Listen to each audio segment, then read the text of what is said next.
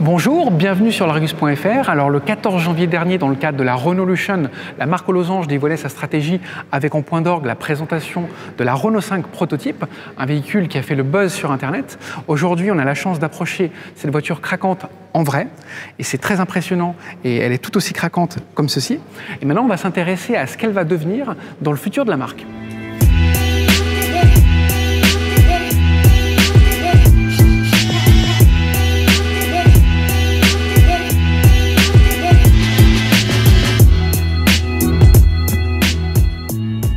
Alors cette auto, elle est intéressante à double titre, d'un point de vue esthétique.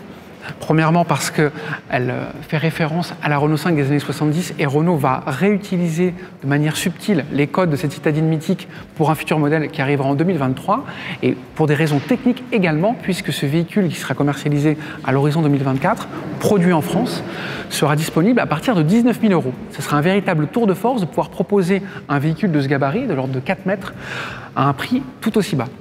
C'est évident sur cette vue quand on voit l'inclinaison du capot, la forme des optiques et puis le bombé des ailes. On a vraiment une référence claire à la Renault 5 des années 70.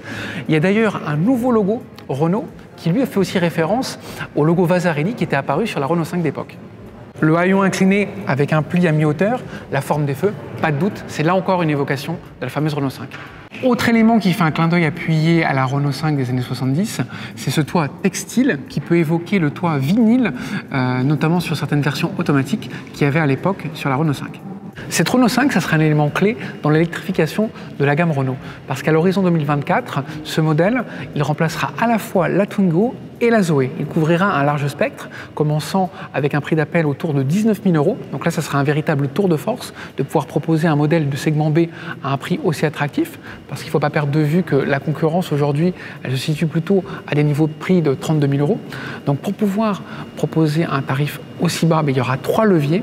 Il y aura tout d'abord l'emploi d'une plateforme CMFB largement répandue dans l'alliance Renault-Nissan. Chaque année, il y a 3 millions de véhicules bâtis sur cette plateforme qui sortent des chaînes de production.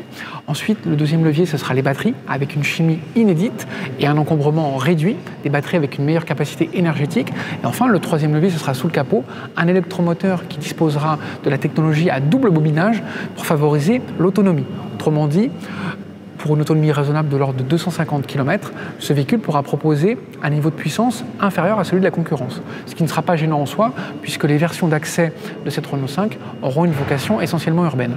Après, la clientèle, notamment celle qui était attachée à la Renault Zoé, s'orientera vers des versions plus huppées de la Renault 5, notamment autour de 25 000 voire 30 000 €.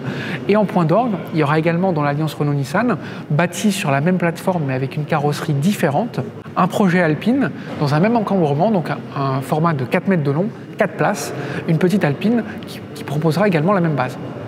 Alors aujourd'hui en 2021, on est toujours avec un concept car, le concept car R5 prototype. En 2024, la version de série, alors elle gardera bien évidemment les codes qui font référence à la mythique Renault 5 des années 70. Il ne s'agit pas de casser la recette et de perdre le côté nostalgique qui plaît justement au public. Il y aura certainement des évolutions pour passer du concept à la série. Nous, on verrait bien une plaque minéralogique sur le haillon ici qui rappellerait davantage la Renault 5. Il y aura des ajustements pour satisfaire les normes d'éclairage, notamment des catadioptres.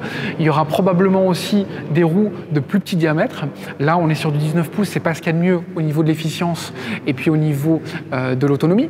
La version d'entrée de gamme qui, elle, devra faire de son mieux avec des moyens réduits, elle aura forcément des roues plus petites. Il y aura également des poignées de porte à l'arrière dans les custodes. Ça, c'est vraiment une spécialité qui est chez Renault, notamment sur la Clio 5 et sur la Zoé. Puis à l'avant, on imagine bien des phares vraiment plein format pour rappeler ceux de la Renault 5 et puis une calandre qui aura peut-être une mise en scène dans l'esprit de la Renault 5. Alors pas la peine d'essayer d'appuyer sur la poignée et de tenter d'ouvrir la porte, elle ne s'ouvrira pas pour la simple et bonne raison qu'il n'y a pas d'habitacle. Dans cette maquette semi-creuse, il y a juste la peau extérieure. Pour découvrir le mobilier de cette Renault 5, il faudra encore attendre quelques mois.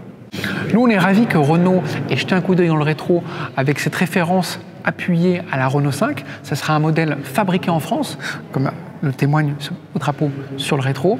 Maintenant, on n'a plus qu'une hâte, c'est de voir dans la rue en 2024 la version de série. En attendant, on vous donne rendez-vous sur les réseaux sociaux, notre chaîne YouTube et notre page Facebook. À bientôt sur l'Argus.fr. Bye bye. Alors après le retour de la Renault 5, pourquoi pas une Renault Rodeo, une Renault Fuego, qu'est-ce que vous en pensez, vos cochons?